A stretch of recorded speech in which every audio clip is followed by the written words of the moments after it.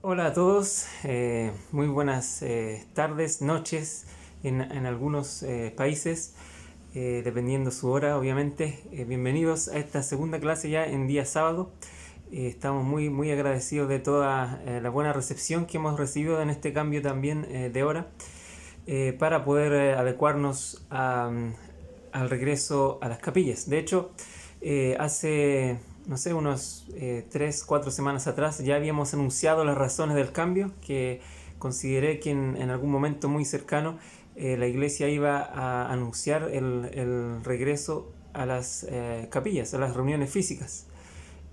Justo llevamos una clase en sábado y la iglesia lo anunció. Así que fue una decisión muy buena cambiarla al sábado en la noche para que sábado en la tarde, noche, atardecer por ahí, para que todas las personas puedan sumarse a esta iniciativa, apoyar su estudio el sábado y poder también asistir en la medida de que sus países, sus áreas, sus ciudades habiliten el congregamiento físico, acudir a sus clases correspondientes los domingos, que eso es lo más importante, que ustedes sientan que la clase principal para cada uno es la clase que se brinda en sus barrios, ya sea virtual o sea física. Entonces estamos muy agradecidos de esa noticia y también de poder compartir con ustedes todo este año. Ya estamos abriendo el tercer Nefi, en los primeros 7 capítulos. Para mí este es uno de los libros favoritos de la vida, enseña la verdad, todo aquí está. Para mí es el quinto evangelio, por así decirlo, de los 4 evangelios del Nuevo Testamento, y este vendría a ser el tercer Nefi, un quinto evangelio. Tenemos ahí en el manual esa hermosa imagen llamada Un día, una noche y un día, por el gran artista argentino Jorge Coco, y que expresa un poco esa gran señal que hubo acá en América y otras señales que hubo en todo el mundo de la venida del Salvador Jesucristo. Entonces vamos a concentrarnos en eso hoy día, tratar de hacerla breve la clase, a pesar de que igual tiene mucho material y es extensa, poder fijarnos en ciertos principios. Bien, entonces se llama Alza la cabeza y sé de buen ánimo, tal como el Señor le aconsejó a Nefi y lo vamos a ver en estos capítulos. Entonces este manual, ven, sígueme, hace una buenísima introducción aquí, resumen del contexto en que estaba el pueblo ahora. Las profecías estaban cumpliendo, habían muchos milagros en la espera, pero habían algunos que causaron gran alboroto. Entonces, y de ahí empieza esta desunión que la vamos a relatar a continuación. Hay otros temas que primero el Señor cumple lo que dice a través de los profetas, se ve notoriamente en los ejemplos de esta clase. La importancia de las experiencias espirituales para combatir el mal. Y 2 temas más. Uno, que el Señor fortalece a sus santos contra los peligros espirituales. Finalmente el manual enseña acerca del discipulado. Y acá en esta clase se hace mención muy específica del discipulado testificado por su propia boca del profeta Mormón y también el de Nefi, ejemplificado, digamos, de alguna forma. Entonces vamos a irnos de inmediato a las escrituras para poder leer desde los mismos capítulos. Bien, tercer Nefi, el libro de Nefi, hijo de Nefi, que era hijo de Lamán. Aquí se expresa que el Nefi que ya estábamos viendo, al cual el Señor le prometió que todas las cosas se harían según su palabra, porque tenía mucha confianza en él. Este Nefi se habla aquí en los primeros versículos de que partió de la tierra, y se enseña que en alguna parte fue aquí, en el 4, en el 3, dice que salió de la tierra y nadie sabe a dónde se fue. Y su hijo entonces, que también se llamaba Nefi, llevó los anales en su lugar. Entonces eso es lo que trata aquí, además de que siguen estos prodigios y señales hasta que llega el día indicado para el nacimiento del Señor, y lamentablemente aún la existencia de esta banda de ladrones que ya habíamos tocado anteriormente. Bien, entonces después de esta aflicción que tiene este Nefi por ver cómo el pueblo estaba yendo hacia el mal muy rápidamente y se había olvidado de las señales que habían recibido, incluso esta gran iniquidad que dice el 9, que los incrédulos fijaron un día en el cual se habría de aplicar la pena de muerte a todos aquellos que creyeran en esas tradiciones. Eso obviamente afligía mucho a Nefi. Entonces, así afligido, clamó al Señor todo el día, dice, esto nos recuerda a Enós, y el Señor le responde en el versículo 13 esta gran escritura que nos consuela el alma misma y que fue ampliamente esparcida esta semana por las redes sociales. Alza la cabeza y sé de buen ánimo, pues he aquí ha llegado el momento y esta noche se dará la señal y mañana vengo al mundo para mostrar al mundo que he de cumplir todas las cosas que he hecho declarar por boca de mis santos profetas. Uno de los grandes temas entonces que acabábamos de contemplar en el manual es que el Señor evidentemente hace cumplir las palabras que Él manda a los profetas decir en nombre de Él. Y este va a ser un gran ejemplo que vamos a tener de esto y vamos a verlo modelado de forma muy, muy evidente en muchas escrituras. Entonces, sigue las palabras del Señor y se resume en que esa noche se daría la señal. El hecho de que diga mañana vengo al mundo genera un tema que no lo vamos a tratar ahora, pero como el Jehová preterrenal estaba en el cielo y estaba hablando, digamos, revelando esto y de que mañana venía al mundo, tomando en cuenta como ese mañana como un literal, ya que esta noche era la señal. Entonces muchos han concluido a través de esta escritura que el espíritu entra al hombre al nacer. Evidentemente ese es un tema que no es esencial saberlo, pero sí es interesante, así que quizás en otros momentos vamos a hacer algunas transmisiones para tocar todos estos temas que se van acumulando, que a veces son buenos tocarlos, a pesar de que siempre se tocan con altura de miras, con un cierto grado de dependencia de solamente de lo revelado, porque no podemos ponernos a inventar más cosas que las que se han revelado. En este caso hay muchos líderes que dicen que, bueno, en la concepción misma se genera este espíritu más cuerpo, pero otros a través de esta escritura han comentado que el cuerpo entra al momento de nacer.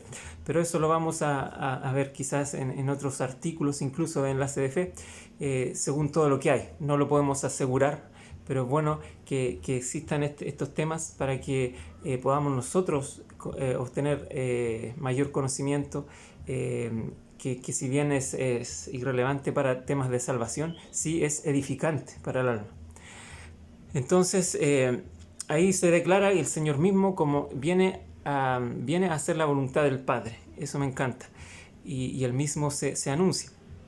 Entonces básicamente se cumplen estas palabras y esa noche, ¿cierto? No hubo oscuridad, dice. El pueblo empezó a asombrarse. Y acá el 16 relata que los que acusaban a esto de que los profetas hablaban mentiras, ¿cierto? Se asombraron y sabían que se había frustrado el gran plan de destrucción. Ellos querían destruir, esta era como la oportunidad en la cual se, digamos, confinaban todas las profecías de los santos profetas. Entonces querían evidenciar la mentira para poder tener esa oportunidad de eliminar la obra del Señor, pero eso no se puede frustrar. Lo que sí se frustró fue ese plan de destrucción. Entonces ya no tenían cómo evadir la eficacia de las palabras de los profetas.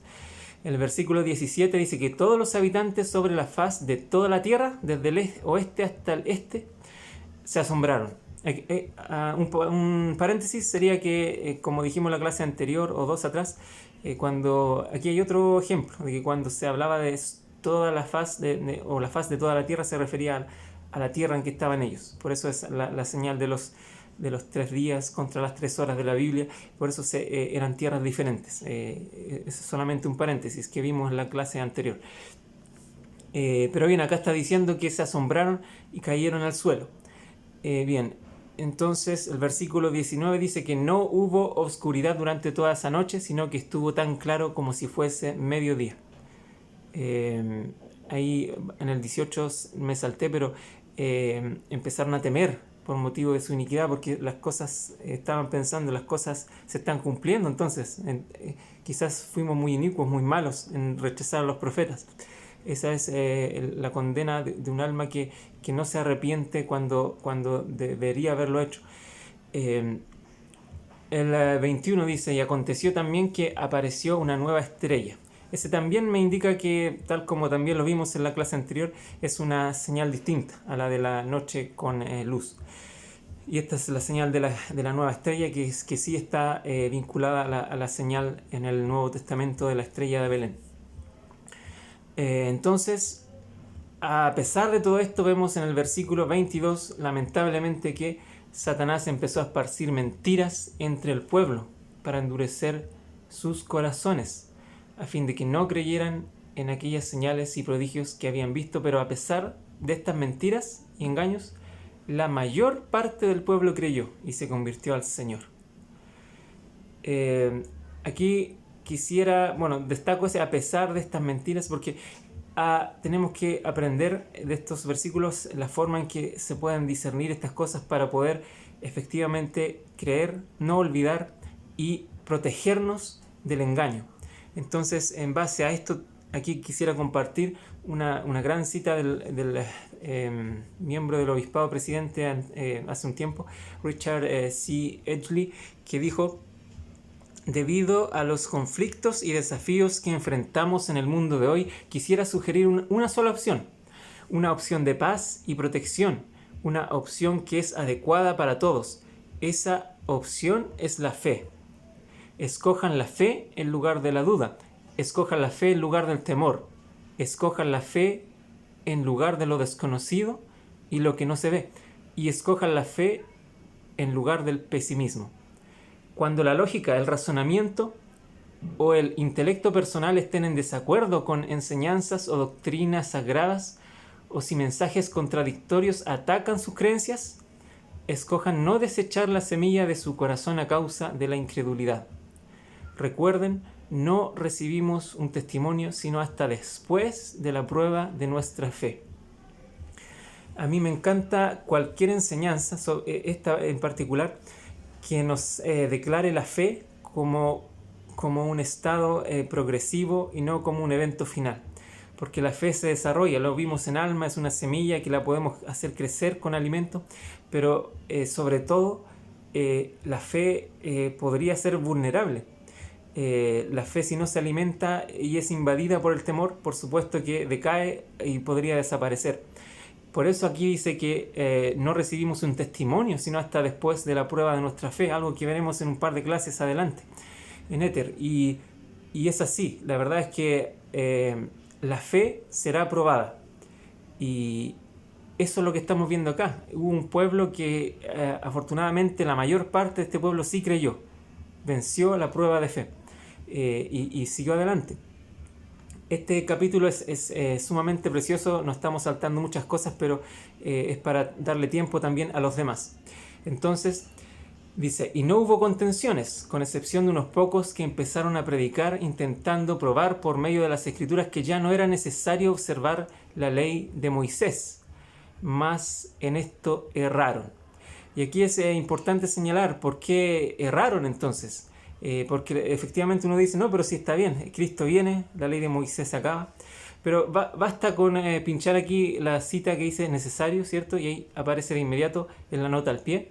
De modo que es menester que haya un gran y postrer sacrificio. Basta con eso y nos viene la explicación de inmediato, que esa ley simplemente se acaba con el sacrificio de Jesucristo, no con el nacimiento de Jesucristo. Más abajo este capítulo enseña, que ahí habían un convencimiento de este error, pero confesaron sus faltas, dice. Concluyeron bastantes años después de estas señales, y en el año 93 hubo paz, con excepción de los ladrones de Gadiantón que habitaban las montañas, estaban ahí y eran muchos, y así termina básicamente este capítulo en el cual Hubo algunos que no creyeron, y dice que incluso entre los lamanitas hubo algunos que fueron engañados, ¿cierto?, por soramitas. Y el 30 dice que empezaron a decaer en cuanto a su fe y rectitud. Recordemos que los lamanitas tenían mucha fe y mucha rectitud, pero aún así fueron atacados en ello. Capítulo 2 habla de esta gran abominación que aumenta, y el resumen declara: los lamanitas y los nefitas se unen para defenderse de los ladrones de Gadiantón. En algo están unidos ahora. Y habla de también el que el Señor quita la maldición, por lo tanto también quita la señal que había en el pueblo lamanita convertido, le quita a ellos. El pueblo comenzó a olvidarse de aquellas señales y prodigios que había presenciado y a asombrarse cada vez menos de una señal o prodigio del cielo. En este tema, aquí habla de que empezaron a no creer todo lo que habían visto y oído. Es increíble. El 2 dice: imaginándose alguna cosa vana, que aquello era de hombres, no de Dios o del diablo, para extraviar y engañar el corazón del pueblo. Aquí vemos lo fácil que es el hombre olvidarse de señales y prodigios, cosas que estaban ahí evidentes. Entonces, en base a ello, hay un experto, por así decirlo, que habla de este tema, que yo siempre cito, que es el elder Neil A. Maxwell, que él dijo: cuán rápido se moviliza Satanás, incluso contra las personas que han tenido experiencias espirituales especiales, procurando hacer que quienes han visto señales ya no crean todo lo que habían visto y oído. El adversario tiene mayores probabilidades de convencernos de que lo que creemos es una tontería si nos preocupa quedar como tontos frente al prójimo. Gran enseñanza. La verdad es que el presidente Eyring también ha hablado mucho de este tema, del poder recordar cosas. Y uno de los consejos que dice el presidente Eyring regularmente es registrar las cosas. Él enseñó, y aquí yo también me veo identificado, porque han habido mucho tiempo en mi vida que he registrado muchos acontecimientos, ni siquiera importantes como si fueran señales, sino cosas cotidianas de la vida, cosas que realmente me ayudan a que a futuro yo las vuelva a leer y me edifique. Y eso ayuda a no olvidarse de los prodigios pasados. Cosa que cuando vuelvan a aparecer otras señales, realmente nos asombremos de la obra de Dios, y no lo veamos como a este pueblo que empezó a endurecer el corazón y a dar otros motivos a lo que era realmente real y evidente. Entonces, así Satanás tiene ese poder entonces para extraviar y engañar el corazón del pueblo. Ese es el modo en el que Él se apodera de nosotros si nosotros lo permitimos, porque la verdad es que ahí, si nosotros le damos cabida, por supuesto que todo eso va a seguir creciendo, la duda y la fe, extinguiéndose. Bien, entonces este capítulo continúa en el versículo 4. Aquí yo quisiera relatar, yo a veces bromeo a veces me han preguntado cuál es mi escritura favorita, algunos amigos, y yo bromeando solamente les digo: no, tercer Nefi 2:4, y hago que la lean. Porque en el fondo muchos lo han tomado este versículo, incluso malintencionadamente los perseguidores, como un versículo que es extraño, absurdo. Dice: y así pasó el año 96 y también el año 97 y asimismo el año 98 y el 99. Entonces muchos han dicho: ¿por qué está eso ahí? Está raro. Y la verdad es que en vez de ver lo absurdo que podría ser un versículo, esto para mí es un testimonio de la veracidad del libro de Mormón. Ustedes se preguntarán ¿cómo? ¿De qué forma? Pues yo aquí les comento, y lo anoté: es un indicio de literatura traducida, porque imagínense si alguien en el siglo en que más contemporáneo, en que José estaba traduciendo el libro, hubiera escrito esto y después le hubiera parecido absurdo. Bastaba con romper la hoja y simplemente tirarla e intentar nuevamente la traducción, y que haya algo escrito bueno, contundente, ¿cierto? Como que convenza y no dé pie a la duda. Pero no fue así, porque no es un invento, es literatura traducida. Y además hay que recordar que Mormón estaba compendiando algo, es decir, puede que en ese año 96 y en el 97 hayan habido muchas cosas semejantes, y como eran semejantes, no las quiso narrar, y obviamente puso que así pasó también esos años, y después se dio cuenta quizás que habían otros años más y los agregó, y por eso están esos indicios quizás de cosas que aparentemente son obvias, pero que a mí me testifican lo contrario que a otros que buscan el error. Entonces, y lo otro también podría ser una respuesta válida, que efectivamente los años individualmente sean muy importantes en este pueblo, que hablaba generalmente de años pasando uno tras otro, casi cada año, desde el 1 aquí hasta el 33, es casi cada año es mencionado. Entonces hay una importancia grande. Entonces aquí dice que pasaron 609 años desde que Leí había salido de Jerusalén, en el 6, ¿cierto? En el 8 dice que los nefitas empezaron a calcular su tiempo. Subrayo esto porque para solamente recordarles a aquellos que quizás no tenían el dato, que hay 3 calendarios que se hablan acá en las escrituras. Está el calendario según Leí. Todos sabemos de que mucho tiempo se contaba desde que Leí, ¿cierto? Desde el 600 a.C., por así decirlo, y después el año 92 a.C. cambia y ya empiezan a decir los hechos como desde que comenzó el gobierno de los jueces sobre el pueblo de Nefi. Entonces ese es el otro calendario, y ahora tenemos en este capítulo un indicio de que hubo una tercera forma de calendarizar, que fue según la señal del nacimiento de Jesucristo. Desde la señal, dice, que se manifestó, o sea, desde la venida de Cristo, por tanto habían pasado ya 9 años. Entonces aquí se cambia y se empieza a contar desde esa forma. Bien, en el 11 me encanta destacar este versículo casi entero, porque dice que en el año 13 empezó a haber guerras y contiendas por toda la tierra, porque los ladrones de Gadiantón se habían hecho tan numerosos y mataban a tantos de los del pueblo, y asolaban tantas ciudades y causaban tanta mortandad y estragos por toda la tierra, que fue menester que todo el pueblo, nefitas, así como lamanitas, tomase las armas contra ellos. Fue menester incluso que los lamanitas, y eso es interesante porque sabemos que en el 12 se habla de que los lamanitas se vieron obligados, dice ahí, a tomar las armas. ¿Por qué está eso ahí? Recuerden que entre los lamanitas estaban viviendo también aquellos convertidos, ¿cierto? Pueblo de Amón, pero a esta altura habían pasado muchas décadas. Entonces se puede estar haciendo un poquito alusión a aquellos descendientes de aquellos que hicieron convenio de no tomar las armas. Pero como ellos meramente no habían hecho ese convenio, entonces está bien. Ellos igual, bueno, se vieron obligados todos, dice, todos, tanto nefitas como lamanitas, a tomar las armas contra aquellos ladrones de Gadiantón. Estaban en todo su derecho para proteger, como dice aquí, sus vidas, a sus mujeres, sus hijos, en el fondo, como dice al final, su adoración, privilegio de la iglesia, derechos, independencia, libertad. Entonces concluyó todo esto, les fue quitada la maldición, lo que decíamos al inicio, y así entonces se fueron todos estos años, y había en el año final, hay 15 que se relata, había un estado de mucha aflicción, de destrucción por espada, iniquidad, etc. Capítulo 3 habla de acá de Gidiani, un jefe de la banda de Gadiantón, que de una forma muy sin ningún tipo de vergüenza, por así decirlo, exige a Laconeo, que dirigía, gobernador, digamos, de los nefitas, que se rindieran y entregaran sus posesiones. Pero acá dice la escritura que,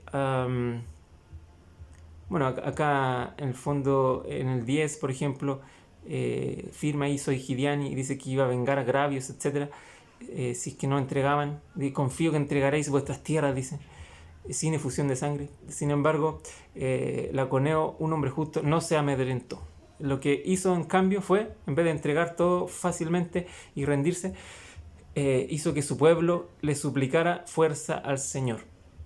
Generalmente, en otra escritura, quizás la vamos a pasar o no, según el tiempo, pero se hablaba de que estos líderes que tenían el pueblo correcto generalmente eran también profetas. En este caso es evidente, porque ellos era un hombre justo y también daba muchos consejos correctos para que el Señor bendijera a su pueblo. Entonces aquí hay otro paralelo cortito de una escritura que para muchos eruditos anticristianos, anti de la Iglesia de Jesucristo, les parece como un error del libro de Mormón, que aquí dice que se envió una proclamación entre todo el pueblo de que juntasen a sus mujeres, a sus hijos, sus hatos, sus rebaños y toda su sustancia, excepto sus terrenos, en un lugar. Es como muchos critican, pero ¿cómo se van a llevar sus terrenos? Obvio que excepto sus terrenos, ¿cierto? Pero nuevamente, para mí, generalmente todo lo que a mí me dicen como que ataca el libro, yo fácilmente, no sé si es un don o es la revelación, o ustedes quizás lo han vivido. Yo creo que cuando uno estudia con un buen espíritu el libro de Mormón se da cuenta la veracidad que hay en él. Yo lo veo totalmente al opuesto. Yo veo que aquí se está hablando de literatura efectivamente traducida y digamos traducida incluso en metal. Todos sabemos que hay planchas de oro y aquí se fueron escritas. Entonces es probable que hay dos aquí conjeturas que podríamos decir. Una que haya sido efectivamente un error de escritura y que básicamente no era grave porque no es doctrinal, no es nada. Entonces quedó ahí y el mismo argumento como si José Smith escribió esto y lo vio mal, ¿por qué entonces no cortó la hoja y la botó y siguió escribiendo en un manuscrito? Algo coherente según los que nos atacan.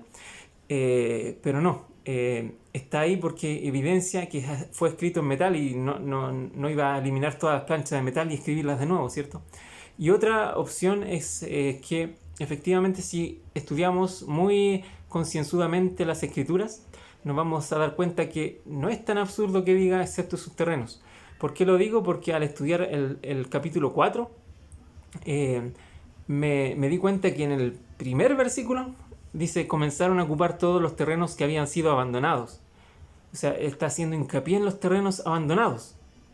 Los terrenos fueron cuando uno abandona un terreno, generalmente se lleva todo. Uno abandona la ciudad, la casa, uno se va con sus cosas, como dice ahí, con sus hatos, rebaños, etc. Y en el versículo 3 dice, porque los nefitas habían dejado asoladas sus tierras.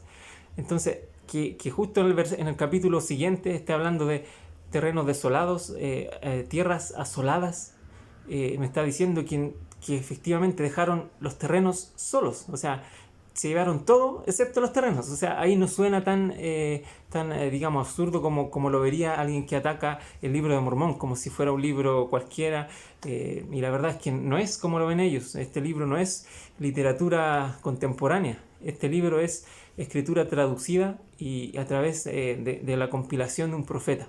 Entonces, esto a mí me edifica la fe, en vez de quitarme y hacerme dudar. Es cosa que abramos las escrituras y las estudiemos con íntegro propósito. Versículo 16 habla de estas palabras de Laconeo para alentar al pueblo. Dice que infundieron temor en todo el pueblo. En este caso, en este capítulo, la palabra temor no tiene la intención de comunicar miedo o pavor.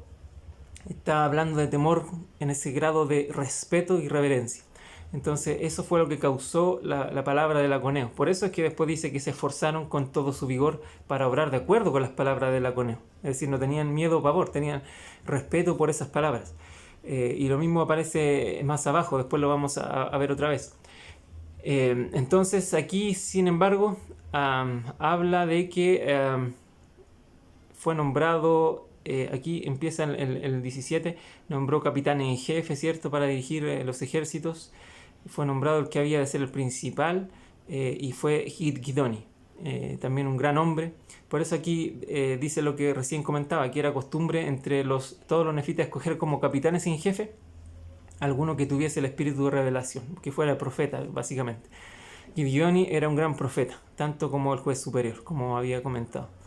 Entonces, así fue como este Gidoni clamó al Señor, y aquí hubo una gran estrategia en la cual el pueblo quizás quería pelear, pero él los frenó diciendo que el Señor les iba a hacer perder si ellos atacaban primero. Y eso es lo que se ha visto en todas las escrituras. Aquí en el Alma 48 se hablaba de que se enseñaba a los nefitas a defenderse, pero y también se les enseñaba a nunca provocar a nadie. Entonces a eso se refiere esto. El Señor los habría destruido mucho más temprano si siempre hubieran ido ellos a buscar la efusión de sangre. Entonces iban a esperar, al final esperaron básicamente, se juntaron en Zarahemla para tener ahí un centro de fuerza. Esto lo podemos ir viendo también en nuestra vida, cómo nosotros podemos congregarnos y tener fuerza, cómo podemos edificarnos en unidad. Y el 25 dice que, bueno, los lamanitas la verdad tenían una apariencia bastante diferente a los nefitas. Y temieron las palabras que el aconeo había pronunciado, al grado de que se arrepintieron de todos sus pecados y elevaban sus oraciones al Señor. Nuevamente dice que temieron las palabras en el buen sentido. Y así termina este capítulo. Y en el 4, como estaba viendo estos primeros versículos, dice que, bueno, comenzaron a ocupar los terrenos, etc. Pero aquí empieza todo el fin, digamos, y llega el fin de Gideani, que al final es muerto. Pero como dice el resumen de este capítulo, dice que matan a Gideani y cuelgan a Semnaría, que era el que había tomado su posición. Y en el fondo los nefitas tienen su triunfo. Entonces vamos aquí a parar en la apariencia, como había dicho en el versículo 7. Ellos tenían una apariencia bien que hacía quizás temerles, grande y terrible, se dice ahí. Pero aún así, el ejército de Dios, por así decirlo, cayó al suelo, pero no de temor, sino clamando al Señor.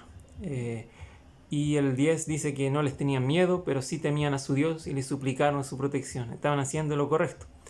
Es por eso que generó esta terrible batalla, y en muchos capítulos, no muchos, quizás 2 o 3 veces, no, de hecho menos, no sé si 1 o 2 veces en el pasado, hasta aquí se había dicho que la mortandad había sido más grande que en ningún punto antes. Pero aquí nuevamente se dice, nunca se había conocido tan grande mortandad entre todo el pueblo de Leí desde que salió de Jerusalén. Es decir, aquí quedó la gran mortandad de toda la historia. Y Gidgidoni dice que, bueno, hizo una estrategia de adelantarse a la huida de este pueblo por delante, por la retaguardia, y entonces fue perseguido en su huida Gideani y fue muerto. Entonces, como salía en el resumen, Semnaría también asume el poder, pero empieza como a diseminar, a propagarse en amplitud con pequeños números para acorralar al pueblo, pero eso al final les fue en contra, porque los lamanitas no iban a tener, bueno, los ladrones, digamos, no iban a tener cómo alimentarse, porque no habían dejado los terrenos desolados nuevamente. Eso es importante. Y al final les fue mal. Y en esta estrategia, entonces, dice el 25, hicieron esto durante la noche, se adelantaron. Lo que acababa de decir estaba aquí en este versículo. Entonces, al final, cuando se dieron cuenta estos que estaban huyendo, que estaban rodeados por delante y por la retaguardia, fueron todos apresados. A Semnaría lo colgaron, ¿cierto?, de la copa de un árbol hasta que murió, dice. Y así el pueblo prorrumpió en hosanas, en alabanzas, porque les entregó al enemigo.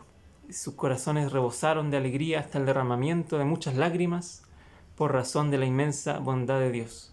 Es bonito pensar que en este momento, que aquí ya estamos hablando de, como decía el inicio del capítulo, del año 19 al 22 después de Cristo. Entonces es un momento en el cual está todavía ahí vigente la fe. Pero vamos a ver cómo esto va a cambiar drásticamente también. Capítulo 5 habla de nefitas arrepentidos, ¿cierto? Pero también hay una inserción de Mormón, que es bastante interesante verla. Primero, no hubo nefitas que dudaran en lo más mínimo de las palabras que todos los santos profetas habían hablado. Que es genial eso. O sea, resultó todo esto, ahora que el Señor los haya protegido por enésima vez, por lo menos les hizo alabar a Dios. Todos sabían, ¿cierto? El 4 enseña que todos los ladrones fueron cautivos a tal grado que no se escapó ninguno, pero también hubo algunos que se arrepintieron y ellos sí los dejaron libres, porque hacían pacto y el pacto era valorado. El 6 dice que acabaron con todas aquellas inicuas, secretas y abominables combinaciones. Y se ha visto también en el pasado en otro versículo que también habían acabado, pero supuestamente, porque la verdad es que esto renacía y renacía de forma lamentable. El 7 también habla de esto que estaba comentando en el capítulo anterior, de la importancia de mencionar los años. Miren, así había concluido el año 22 y el año 23 también, y el 24 y el 25, y así habían pasado 25 años. Eso para mí generalmente es un testimonio de literatura escrita en metal. Capítulo 8 dice que habían sucedido muchas cosas que a los ojos de algunos habían sido grandes y maravillosas. Sin embargo, no todas se pueden escribir en este libro, si este libro no puede contener ni la centésima parte de lo que se llevó a cabo entre tanta gente en el término de 25 años. Y esto testifica lo que yo les estaba comentando desde mi perspectiva personal, de la importancia de resumir los años. Quizás ahí se había dado cuenta que el 22 y el 23 y el 24 la historia era repetida, entonces no iba a estar escribiendo nuevamente lo mismo. Y por eso es que aquí dice que este libro no puede contener ni la centésima parte de lo que se llevó a cabo. Entonces el espacio era muy, muy valioso. Este capítulo es interesante y aquí quisiera recordar algo sumamente valioso. Dice, aquí me llamo Mormón, y aquí empieza esta inserción que yo les digo, en la cual Mormón se declara un discípulo de Jesucristo, según el 13, y empieza a hablar un poco de las relaciones y los escritos. Menciona a Leí incluso, desde esa época. Una narración, y aquí en el 17 dice que ahora él la hace con sus propios ojos, no solo con testimonios antiguos. Y sé que el relato que hago es un relato cierto y verdadero. Aquí hay una explicación bastante bonita que la encontré, no sé si conocen el Book of Mormon Central o la central del libro de Mormón. Hace poco estuvimos con su director en una conversación en línea. Que ellos tienen un material que se llama Know Why, y que es el saber el porqué de las cosas, que es interesante tenerlo. Y ellos estudiaron y en base a mucha información dicen que esta coyuntura en la narrativa del libro de Mormón fue ideal para la interjección de Mormón.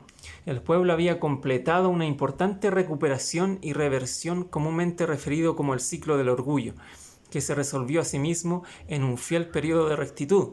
La digresión autorreveladora de Mormón se puede ver como un mensaje estratégicamente situado para preparar a los lectores a que aceptaran los eventos registrados de la aparición de Cristo a su pueblo.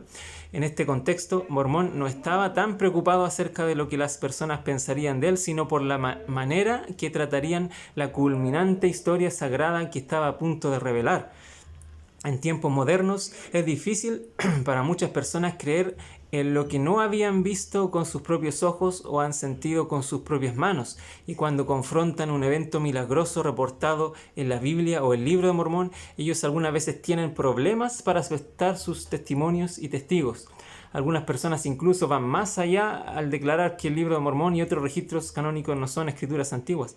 Todos los lectores harían bien en leer cuidadosamente el testimonio personal de Mormón como un preludio de su registro del ministerio de Cristo en la tierra de abundancia. Mormón quería que sus lectores conocieran que él era una persona real que realmente escribió sobre los registros que había hecho con sus propias manos y que él había registrado las cosas que vio con sus propios ojos. Él era un verdadero discípulo y testigo de Jesucristo, y las fuentes de las que cumplió su propio registro fueron del mismo modo escritas por testigos confiables. Lo que se hace acá es legitimar, certificar. Eso es lo que está haciendo Mormón, dar un testimonio contundente justo antes del evento principal de todo el libro de Mormón y de todo el mundo y de toda la historia, que es el clímax de esta historia, la venida de Jesucristo. Primero al mundo, después a América, ¿cierto? Al final de su ministerio terrenal. Pero eso sí, Mormón tuvo esa intención. Entonces aquí vemos lo importante que es el tener estas narraciones y estas relaciones entre medio, digamos. Y así fue como al final dice, bueno, quisiera antes de saltarme al final leer otra cita que estaba aquí, que habla del discipulado, porque en el fondo Mormón todos sabemos que era un discípulo pero era... también fue, como dice aquí el Perry, creo, sí, dice, aunque el llamamiento personal que recibió un mormón fue el de hacer apóstol, el término discípulo puede también tener una definición más amplia. Un discípulo es asimismo un seguidor de Jesucristo que vive de acuerdo con sus enseñanzas. El del Perry agregó, lo siguiente se ha escrito sobre el discipulado. La palabra discípulo viene del latín y significa aprendiz. Un discípulo de Cristo es aquel que está aprendiendo a ser como Él, aprendiendo a pensar, sentir y proceder igual que Él. Ser un discípulo verdadero y cumplir con esta labor de aprendizaje constituye el más exigente sistema que conozca el hombre. Es algo disciplinario. Y dice que es posible que aquí Mormón, además de estar hablando acerca del discipulado, esté expresando que su autoridad no es solo la de un discípulo, sino la de un apóstol del Señor Jesucristo. Entonces, esta es la disciplina que él quería transmitir como una voz confiable, totalmente con autoridad para declarar estas verdades. Al final de este libro, entonces, habla de Mormón en esta inserción que hace de la importancia de la congregación de Israel. Solo quisiera nomás destacar, no vamos a ahondar en esto, pero el presidente Nelson en su primer devocional hacia la juventud junto a su esposa, él se dirigió a los jóvenes y les dijo que no hay nada que esté ocurriendo en esta tierra ahora que sea más importante que eso, al referirse del recogimiento de Israel. Ese recogimiento debería significar todo para ustedes. Esta es la misión para la cual fueron enviados a la tierra. Así que mi pregunta es, y a todos los jóvenes que están viendo esta clase, también les hago meditar en ello. ¿Están dispuestos a alistarse en el batallón de jóvenes del Señor para ayudar a recoger a Israel?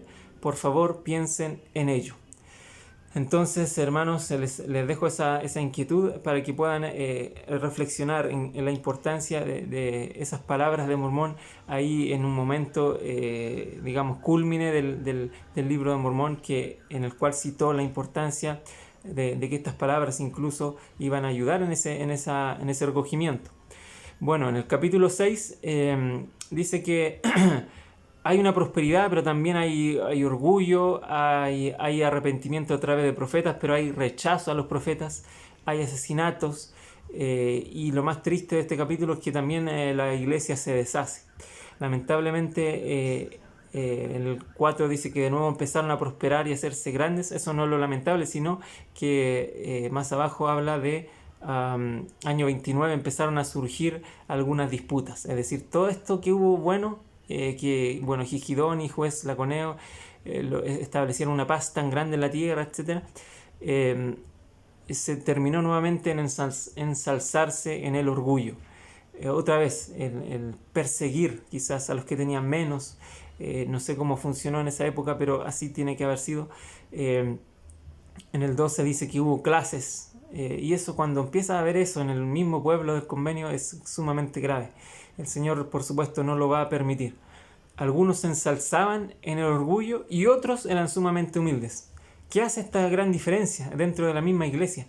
¿Qué hace que algunos se ensalcen en el orgullo y otros que sean sumamente humildes? ¿Y cómo podemos ser de aquellos que son sumamente humildes?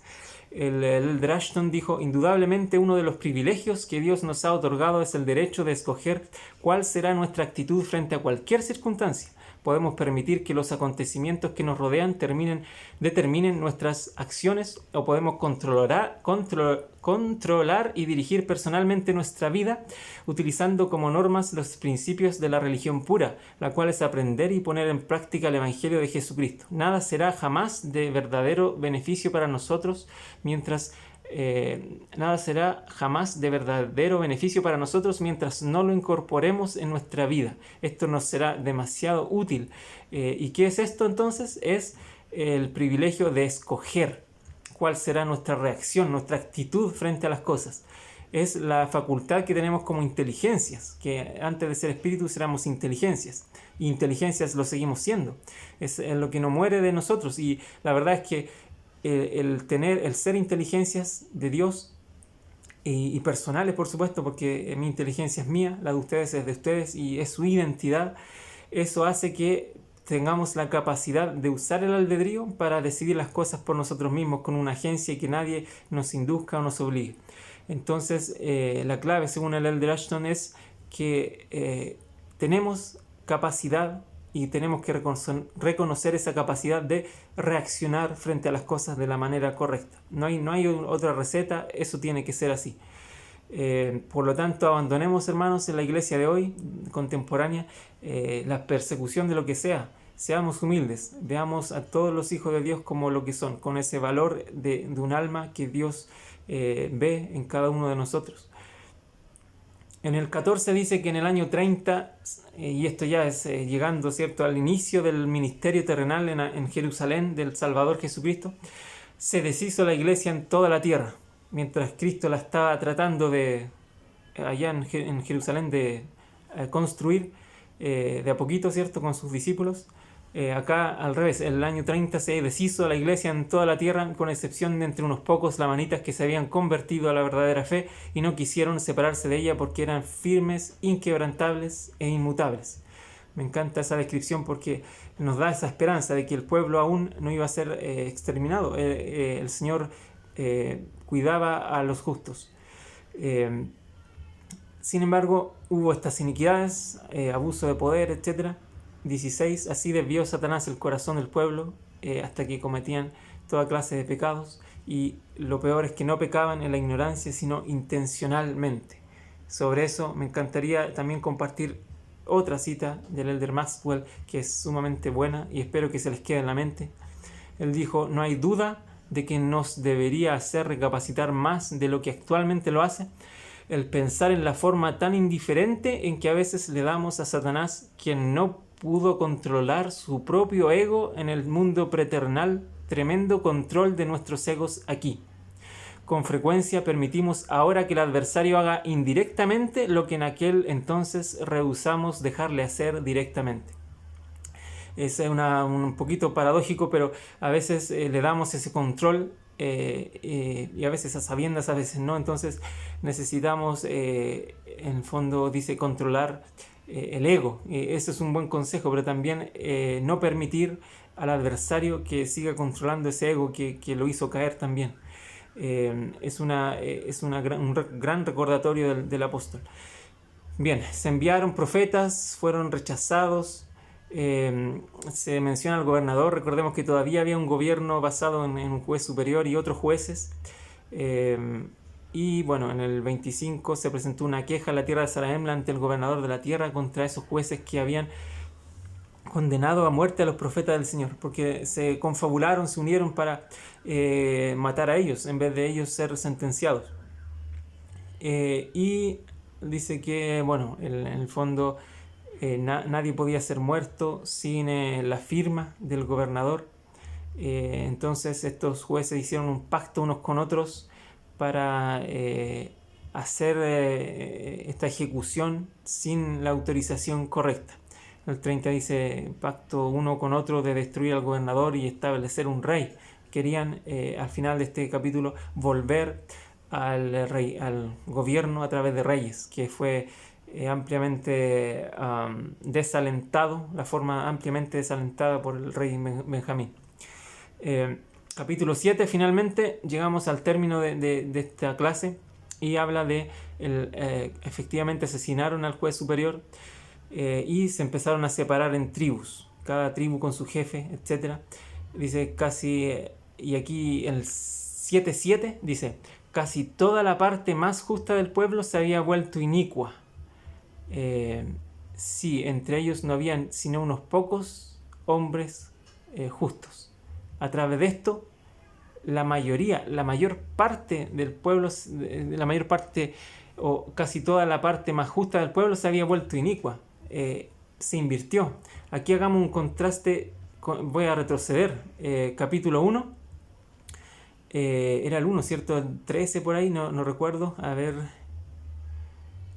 no recuerdo bien, pero está hablando de, o más abajo, 23 quizás. No recuerdo el versículo, pero está hablando de la gran diferencia en que, primero, la gran cantidad, a pesar de la iniquidad, había muchas personas que sí habían creído, pero al final no era aquí, era quizás en el 2. La verdad no recuerdo bien el versículo, pero yo creo que ustedes se acuerdan, lo habíamos visto recién, pero hacía contraste con el capítulo 7, que aquí al revés, ahora casi la parte más justa del pueblo se había vuelto inicua. Y en el 8 dice que no habían transcurrido ni 6 años cuando ya la mayor parte del pueblo se había apartado de su rectitud, como el perro que vuelve a su vómito o la puerca a revolcarse en el fango. Es muy lamentable. Luego ponen a Jacob por rey en esta banda de ladrones que resurgió.